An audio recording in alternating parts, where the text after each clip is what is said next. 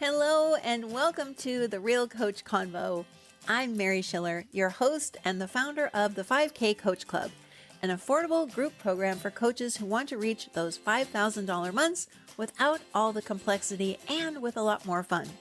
Here on the Real Coach Convo, we get real about what it means to be an entrepreneur coach, as I like to call us. So let's get into today's Real Coach Convo now. Let's talk about procrastination. I recently had a member of my 5K Coach Club request that I tackle this topic, and I am thrilled that they mentioned it because this is a big topic in our world, isn't it? I mean, how many time management programs and books are out there? How many people are talking about work-life balance, et cetera, et cetera, et cetera? Oh my goodness, it's got to be a billion Google results. I haven't actually Googled it, but I would imagine that it's a lot. I actually have a very simple notion when it comes to procrastination. And I have to thank a former client of mine for giving me a very interesting perspective on this topic because I have not been the type of person who, quote unquote, procrastinates. Procrastination, I think, would be defined by most people, not by me, but by most people as putting something off that you know you need to do. That's kind of the simple definition. I haven't looked that up in Webster's or anything like that either, but that's probably what most people think of. You're putting something off, it's nagging at you. You know you need to do it, but you just don't do it. Well, a few years ago, I was supporting someone who really felt like they were a master procrastinator. They had a to-do list that literally had 50 or 60 items on it that was something that they looked at every single day. And I asked them, oh my gosh, do you like having this to-do list? Is this what you want to be doing with your time? Is looking at this to-do list, recognizing that you're not doing anything on the list, feeling bad about that? I mean, is that really what your aim is? And they said, no, absolutely not. I don't want to look at this list. I don't want to think about it. And I said, well, then throw it away. What? Throw it away? What do you mean throw it away? And I said, yeah, I want you to just get rid of it because, there are things on that list that have been on there for years, right? Yep. They told me, yep, years. And I said, I'm sure that there are also things on that list that you yourself don't even need to do. And they said, oh, yeah, probably. And I said, well, okay, then before you throw the list away, why don't you make note of a few of the things on there that someone else could do for you? So they went through the list and marked a whole bunch of things that they themselves actually didn't have to do, that they could ask their spouse to do, for instance, or they could hire someone to do. Pretty soon, that list was already being whittled down. And then I said, okay, of the things that are left on that list, what do you actually want to be doing? And their answer was nothing.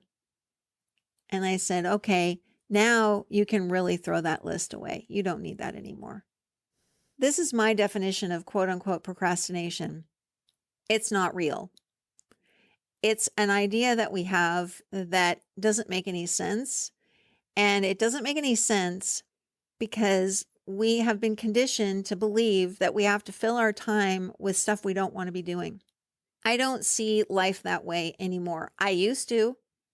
Especially when it came to earning money, I felt for years and years and years, I mean, literally decades, that the only way that I could earn money was by doing something that I didn't really like to be doing, but it got the bills paid, and that was really what it was for.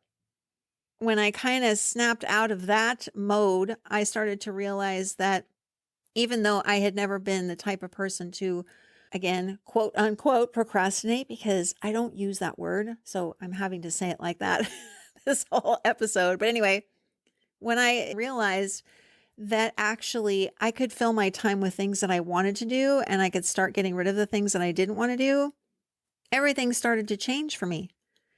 So instead of seeing yourself as procrastinating, if that looks like a problem for you, I want you to start looking at filling your time more and more and more with activities that you enjoy.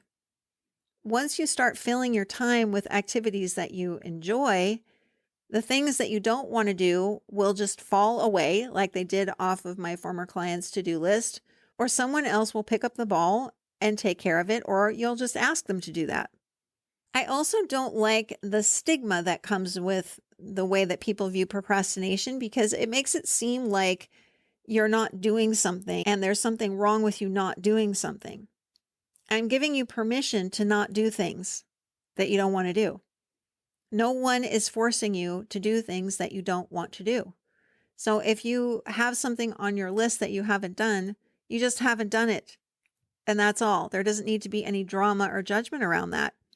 And you can decide, do I want to do it? If I do, okay, let's figure out how. If I don't, I'll find some way to get it done if it has to get done. And if not, I'll just forget about it. Like, what is the big deal? And yet our culture has really created a firestorm around this idea of procrastination and time management and all of that. It looks ridiculous to me. Time management especially looks just plain dumb. I don't get it. You don't manage time. Time just happens. And instead of trying to wrangle it into something, why not just let it be free and start to fill it with things that you enjoy? Now you may be saying, okay, Mary, in, a utopia or something, I could do only what I want to do. I have responsibilities. I've got responsibilities too. I look at those responsibilities in a different way though. I look at them as something that I enjoy doing. And if I don't enjoy fulfilling those responsibilities, I find a way to make them more enjoyable, or I allow someone else to take care of it for me. And that's just the way it is. I'm no good to anyone if I'm filling my time with stuff that doesn't thrill me. Life is supposed to be thrilling. It's supposed to be magnificent. Yes, of course, we have ups and downs and all over the places when it comes to circumstances and emotions and all of that, but it's supposed to be like that. But to feel bad about not doing something just does not make sense to me. People over the years have really questioned whether I am telling the truth when I say that I have given myself permission to do only what I want to do and nothing I don't. That is an absolute fact. When it comes to my coaching business, I do not do things I don't want to do, period. I just don't. I have tried that a couple of times. I have offered things because someone asked me to, but I wasn't thrilled about it. It didn't work out well. I've learned my lesson. It doesn't pay in any way to fill my time with activities that I don't enjoy. So when it comes to marketing, let's say, I don't do things because some guru says I'm going to get 1,000 people onto my email list and make $10 million. If it doesn't excite me, I'm not going to do it. If it's not something that is really hitting me in the right place and sounds fun and interesting, I am not going to do it. And that's that. I don't care.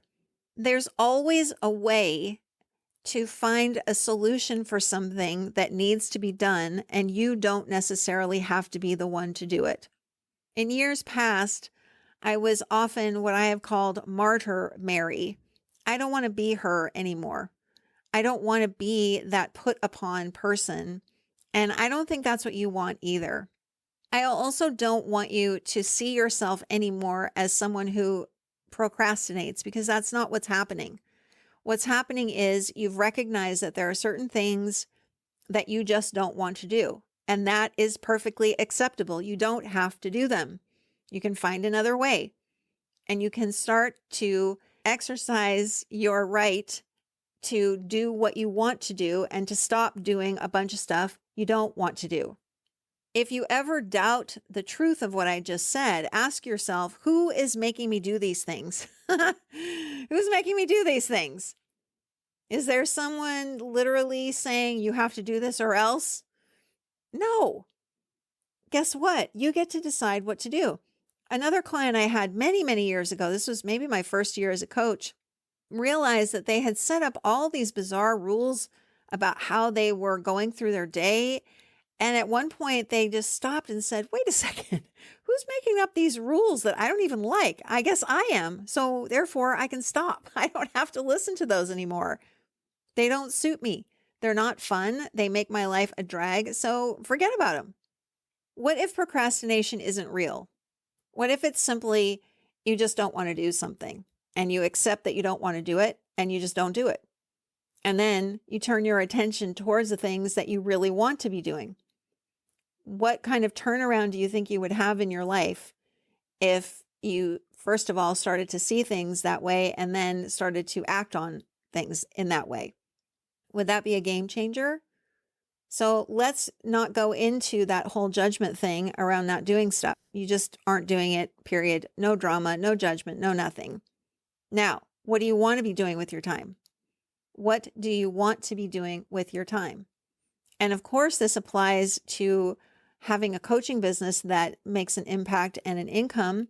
If you're filling your time with things that you don't want to do, you're probably seeing yourself as quote unquote procrastinating. Well, drop it and start doing things in a way that excites you, that thrills you. And I do mean thrill. I want your life to be so thrilling. You can't wait to jump out of bed every day and you're reluctant to go to sleep at night because you are just loving your life so much. That's what I want for you. That's what giving yourself this kind of permission can lead to, and it can lead there fast. You have permission to live the life you really want to live. You have permission. And I actually wrote a book by that title. But you do. It's true. I'm here to support you in that. You have permission to drop what you don't want to do and to start filling your time with things that are so much fun. You can't believe how lucky you are to be alive. Thanks so much for listening today. I'll talk to you again soon. Bye for now.